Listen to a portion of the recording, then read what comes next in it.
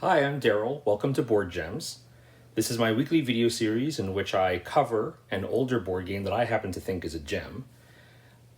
This is a bit of a rushed video this week because there is a game that is right within my wheelhouse. It's an older board game, 20 years old or more, and it recently had a reprint announced on Kickstarter. And it's a really short Kickstarter. It's like 10 or 12, 14 days, something like that. It's really short.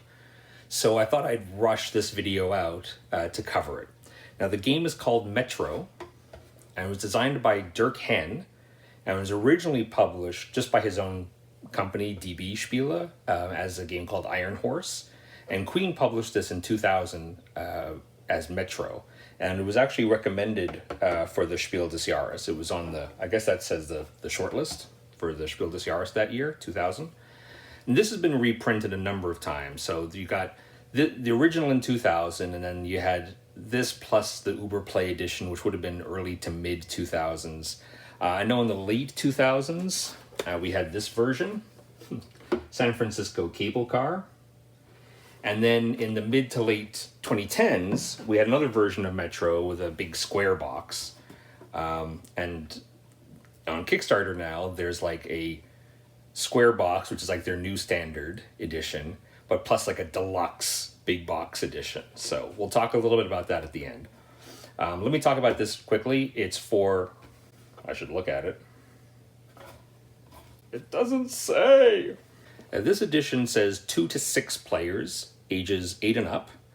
And the box says 60 minutes. That's an exaggeration. You can play this game in 30 minutes. Although if you throw in some of the variants that are included in the box that add a little bit more strategy, so for example, giving players a hand of cards, then expect players to be a little bit more pensive when you're thinking about their turn. But just the straight rules out of the box, nah, it's a half hour, 40-minute game, probably. Let me show you how it plays. I'll use this edition. I'll talk a little bit about one of the expansions for it, which is the stock market expansion that comes with Cable Car and the 2016-2017 version of Metro, and the deluxe edition of the new one coming out. I'll mention that briefly, and then I'll go over whether it's a gem or not. Oh, one more thing. I'm really rushing this video because I want to get it out in time for people to see it and think about whether they want to back it on Kickstarter, and there's not much time left. But as a result, there are some mistakes. And it's not as... I'm not putting quite as much work into this video as I usually do. Probably you won't even notice because my videos are so amateurish anyway. But apologies. All right, to set up the game, set up the board on the table between the players.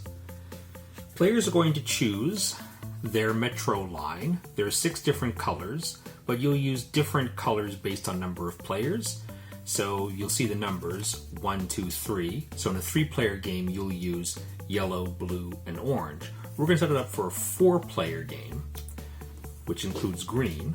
Each player is going to get one of these, and they're going to find the player range on their card. So green, the green player, would look up 4 for a 4-player game, and these numbers here correspond to stations on the outside of the board. And each player is going to take their trains and place them on the open space, the one without the roof. So for example, 17, green would place it there. And all players will do that.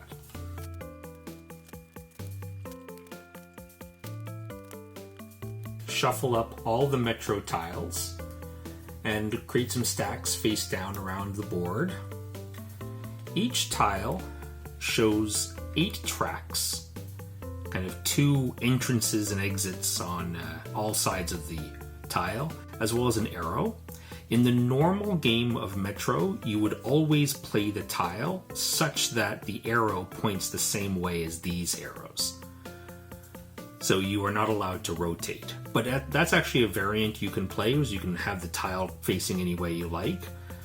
It does slow the game down because, of course, you have so many options then. For a quick game, you'll want to stick with that rule. And each player draws a tile to start.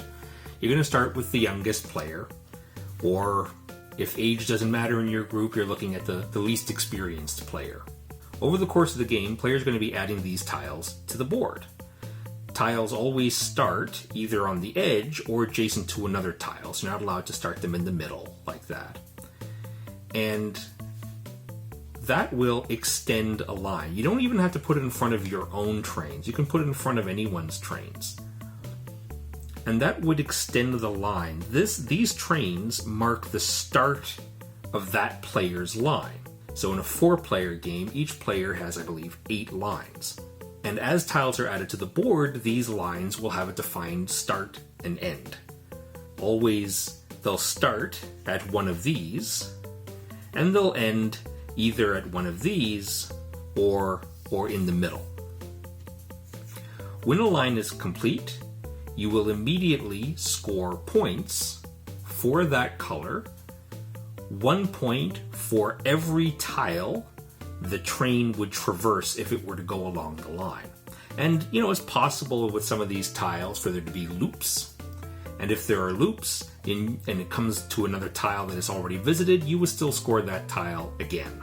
So just every tile it visits, it enters and exits, will score 1 point or 2 points if the train ends its movement in the middle. Forgot to set up the score markers here. So each player starts with a hand of 1 tile. And the start player goes first, it goes clockwise from there. That player has a choice of either playing the tile in their hand or drawing a new one. If they play the tile in their hand, then at the end of their turn they will draw a replacement, so they have 1 tile in hand again. If they draw the top tile from a stack, they would reveal it and they would have to play it. And they would just hang on to this for the next turn, at which point they have that choice again. Now, when you're adding a tile, you always add it either to the edge of the board or adjacent to a tile that's already in play. So you couldn't put a tile here, but you could put it there, and then later on a player could extend that. Now, there is one rule, which is that unless you have no other choice, you cannot create a line that scores just 1 point. And a 1 point would be, for example, if somebody were to put this tile here, then blue's train would go onto this tile and then immediately exit and would only score 1 point. That's not allowed. So, for example, doing this would also screw blue over, and blue would go like this and just score 1 point. Again, you're not allowed to do that. So that's it. You play either the tile in your hand or one blind from the draw pile. Place it. You don't have to move the train immediately. Leave it where it is. If a line is completed, then you pick up the train and you would score. That's what I usually do, is I pick up the train piece and I move it 1, 2, 3, 4, 5, 6. Okay, so it landed here, so that's 6 times 2 because of the middle, 14. And then this train, they suggest you could put it sideways. I just like to remove it completely. And then you will score that many points for that color. And you keep doing this until all the trains have scored, so there's no trains left, and the player of the highest score wins. That's it. You're ready to play the basic version of Metro. I want to quickly talk about an expansion that comes with Cable Car, as well as the 2016-2017 Big Square Box edition of Metro. And that is the Cable Company Share expansion. So you get this little sideboard, and in this, players do not own any particular color. Instead, there are colors that are not owned by any particular player, but players can have shares in the companies. And in this game, no matter how many people are playing, you always use 8 colors, so there's actually 2 additional colors in the box. So besides the board, there's also share cards. Now there's 4 of each color, showing 40%, as well as 30%, and 20%, and 10%. So each of these decks, all the 10% are shuffled up together. You'll deal 1 to every player and flip 1 face up, and there'll be at least 1 left. Any that are left, you'll put in a stack here, and do likewise for the 20s and the 30s and the 40s. So each player has 1 40%, 1 30%, 1 20%, and 1 10%. And at the beginning of the game, it's random. Now you play Metro exactly the same way. Instead of putting a train track tile on the board, you have another option. Instead, you can exchange your share cards. You can exchange your 20% with another 20%. And if that's what you do, then you take your existing 20%, you slip it under the draw pile, and then you take either the face-up one or the top one blind from the draw pile. So over the course of the game, players can tweak their portfolio, but they'll always have a mix of 140, 130, 120, 110. You play through the game of Metro normally, and then at the end, of course, there's going to be some, spread of colors here. Let's say it looks something like this. I don't have the yellow score marker. So if this is what the scores for the colors look like at the end, then we rank them. So first place is worth 8 points, red 7, second place 7, third place 6, and so on all the way back to 1. And then each player will get points based on their shares. For every 10% a player owns, they'll get that many points. So if a player has 10% of orange, and orange is in first place, they would get 8 points. And if they had the 40%, they would get 32 points. And of course, you can have multiples. You could have the 40 and the 30 of the same color, at which point you have 70. If you have the 40 and the 30 of the one that comes in first place, you're getting a whopping 8 times 7, 56 points. You're probably going to win. In addition, for every color of track, for every color of company, the player who has the single most percentage, so of course you can have a sum, like I said, maybe it's just the person who has the 40, or it could be somebody who has the 40 plus the 10, or something like that, or 30 plus a 20. Anyway, whoever has the highest percentage gets a bonus. And that is whatever the final scores are for that color, divided by 10 rounded down. Whoever has the most orange, besides getting 8 times whatever their shares are, so 8 times how many 10% they have, then they would get a bonus 4 points, because orange is at 42, divided by 10 rounded down, bonus 4. And if there's a tie, then tied players all get the points. So it's a nice little additional way of playing Metro. It really changes the game up, but it's kept still pretty simple. Now, Dirk Henn is probably my favorite game designer. And interestingly, his most famous game, Alhambra, I'm just lukewarm on. It's fine. It's a good game. But I like his design aesthetic. I like his design sensibilities. And I'll give you one example. So this game, Metro, super simple game to learn, right? Like really, really simple. Anybody can play it. I would argue it's simpler than Ticket to Ride. But there's a slight strategy involved. Just very slight little tactic. And it's a tiny little, you know what, nowadays, people won't even think about this as anything. But you have to appreciate a designer who considers this. At least I appreciate it. In this game, players have a hand of 1 tile. And they can choose whether to play it or not. And if they choose not to, they draw the top tile, and then they must play that. Well, you might say, why not have a hand of 2 tiles, right? And in fact, it is a variant in the back of the rule book. But the reason is because it keeps you from thinking about too many options at once. Once you decide whether to play the tile in your hand or not, you're only looking at 1 tile.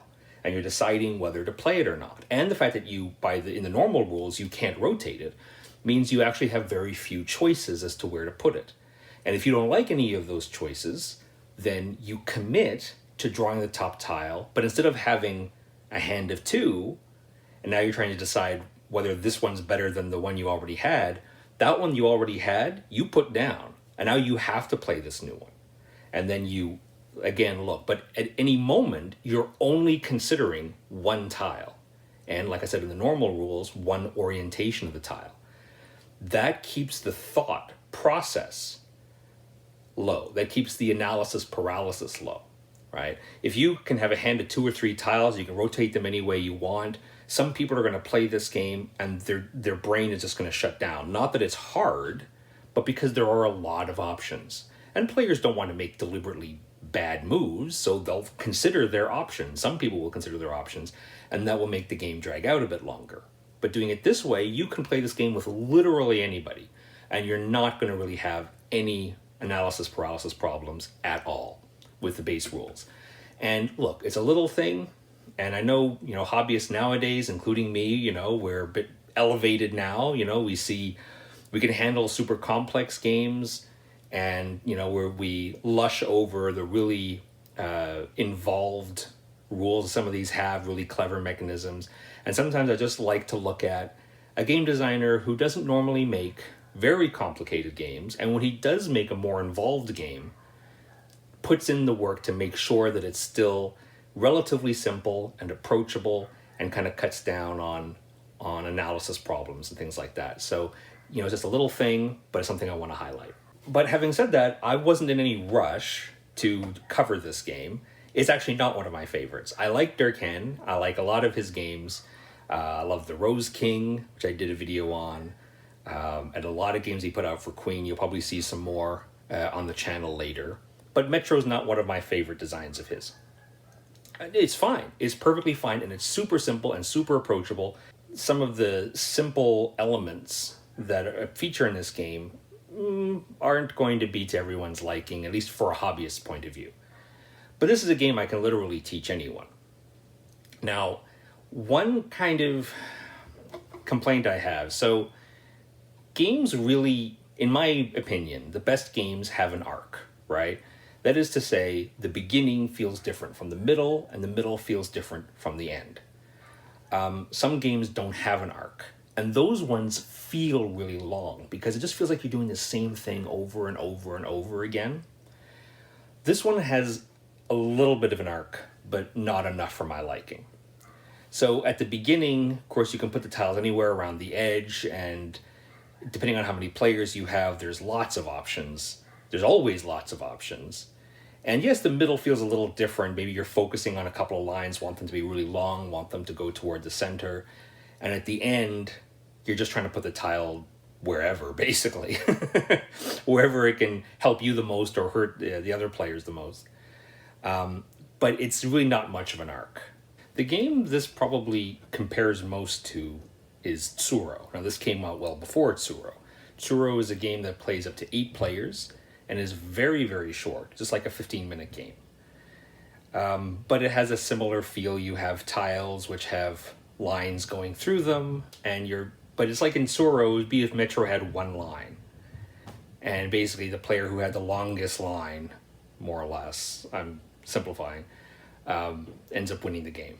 But it's really short. It does have player elimination, so players are eliminated and then they have to wait for everybody else to play. But, it's a really short game, just 15 minutes. So that's a filler. This is more of a game. If you like Tsuro and you want there to be more of a game there, you can definitely consider Metro, especially if you throw in some expansions. Now, one benefit I want to say of a simple game like Metro is it's very easy to expand.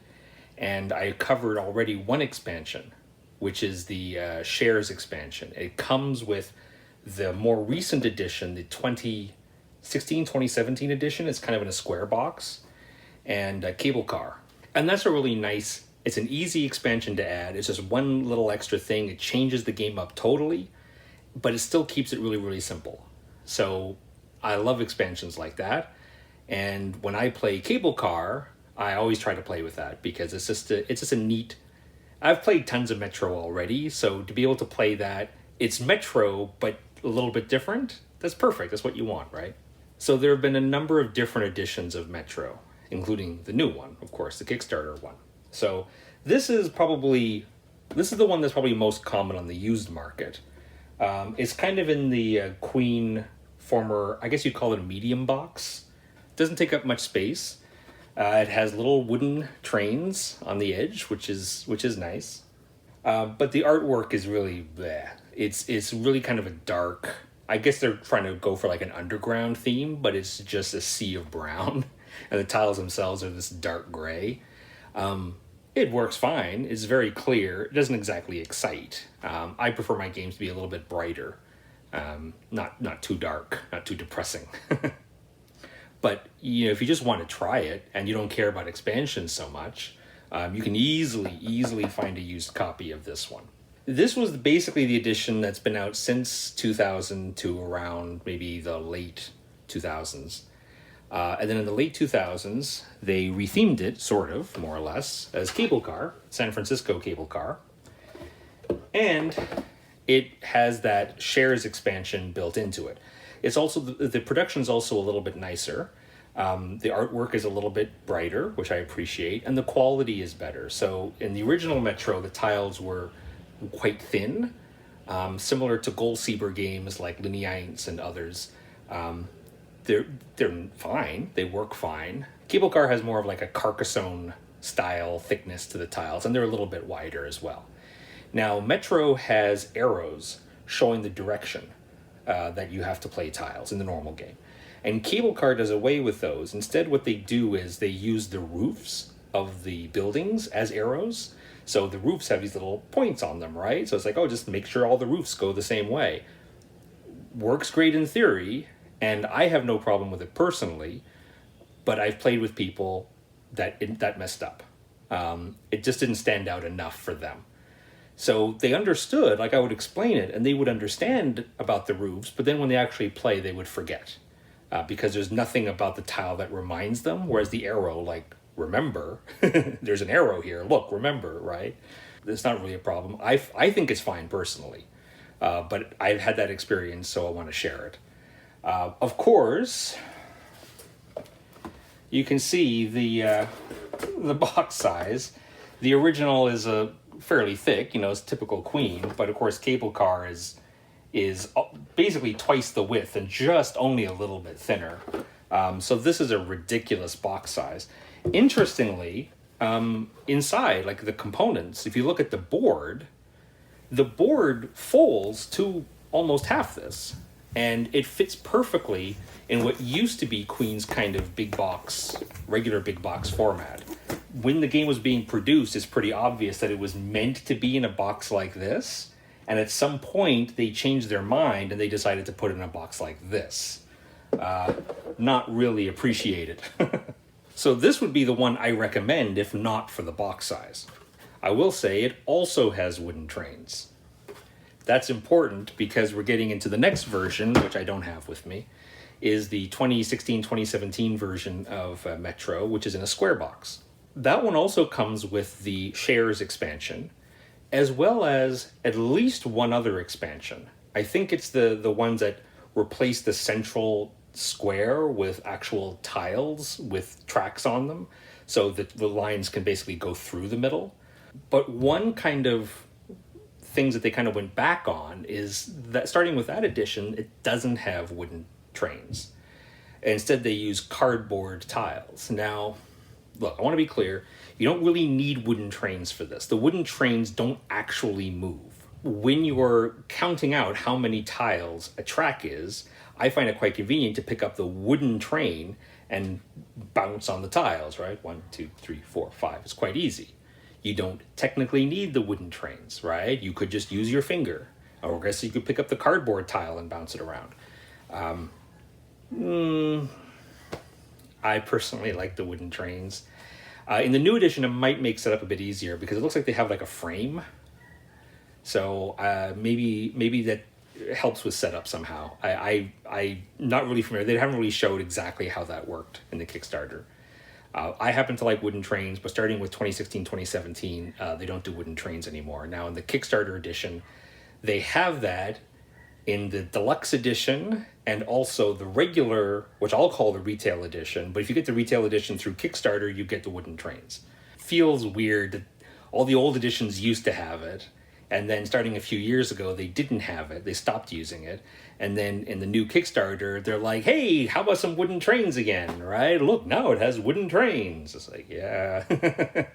Maybe that fools new people, but not me. I know it always used to have wooden trains. So let me go over some of my thoughts on the Kickstarter just from reading it. First of all, nice cover art, very beautiful. It has a big oval in the middle, which is a nice callback to the original Metro. Of course, they cover it here with the text, but many versions of Metro have this big, the black hole, the big oval on the box. So it feels like a little bit of a nice callback. And in terms of the internal art, like the component look and stuff like that, this is probably the best looking Metro that I've seen. So the tiles now are kind of light blue with gray lines, look sharp and looks pretty clear and looks pleasant, and it's nice, bright, and it does have the arrow, but it's subtle. The tile is very clear, is very plain. There isn't really a lot of art on it. And they just put the arrow in one little corner. And I think that's really the way to go, really. I think that's the best implementation of that so far. The setup frames look pretty good. I haven't seen them in practice, but if they make the setup easier and faster, I'm all for that. The deluxe edition comes with acrylic tiles. Now, I don't have a lot of experience with acrylic tiles. I do have the deluxe edition of Copenhagen, and the deluxe acrylic tiles are quite nice and preferred over cardboard. But you're also sliding the tiles in that game. It's a little bit like Tetris. I would prefer the cardboard, probably. At least I wouldn't pay extra for acrylic, not for this. Sometimes acrylic is great, like you have clear plastic, right? There's a new game coming out called Maglev Metro that uses clear plastic acrylic with train tracks on them so that you can stack them and the tracks can go through each other. I think that's a great idea, right? Not necessary here. Cardboard's completely fine. I would probably personally prefer the cardboard, but at least I wouldn't pay extra for the acrylic. And it does come with a tile dispenser. Do some people love this? I think the tile dispenser is kind of dumb. I would rather have a bag, because at least with a bag, a big bag, you can just pass the bag around, right? The tower, you still have to put it somewhere, and some people are going to have to reach over to get it. I don't know, maybe a bag isn't good for acrylic tiles. Maybe they'll get scratched up in there or something. But for cardboard, I would much prefer they just throw in a big oversized bag than the tower. I'm not a fan of the tower. It does come with expansions, a whole bunch of expansions, and I love the Shares expansion, but unlike the last two versions of Metro, that Shares expansion is not going to be standard going forward. They are going to include it in the deluxe edition, but the regular retail edition, not going to include it. They do have other expansions, like the Tourists expansion, and they seem to add quite a lot of variety, but I'm not quite sold on them from what I've seen. I've seen the rules for the London one and I think the Stockholm one. And yeah, I'm not convinced. I guess I'd have to see it or try it myself. It is an extra thing to think about, but to include that and not include the Shares is a disappointment for me. Now, of course, this is a very expensive game. On Kickstarter, the retail edition is something like $45, and the deluxe edition is something like $90, $95, $99 US. But to pay that much for a version of Metro, I'm reluctant, and I wouldn't go for the acrylic. My personal favorite edition, unfortunately, there's no edition of Metro which is perfect. The old one is perfectly fine, but doesn't come with any expansions. The cable car is probably my personal favorite, if not for the massive box size. Square box Metro, it seems fine, but they get away with the wooden trains. And the new edition, if you get retail, doesn't have the expansion, which I think is great. The Shares expansion is fantastic. And the new edition doesn't come with that, the new retail edition. So you'd have to get the deluxe edition, which is like twice the price. If this was coming out, was the perfect edition of Metro, if you want the perfect edition of Metro and you don't care about spending tons of money, then yeah, I guess the new deluxe edition is the way to go. But Metro is not really worth $100 US as far as I'm concerned. Just my opinion. But anyway, I just wanted to get my opinion out there and share it while the Kickstarter is still going. And hopefully this helped you a little bit.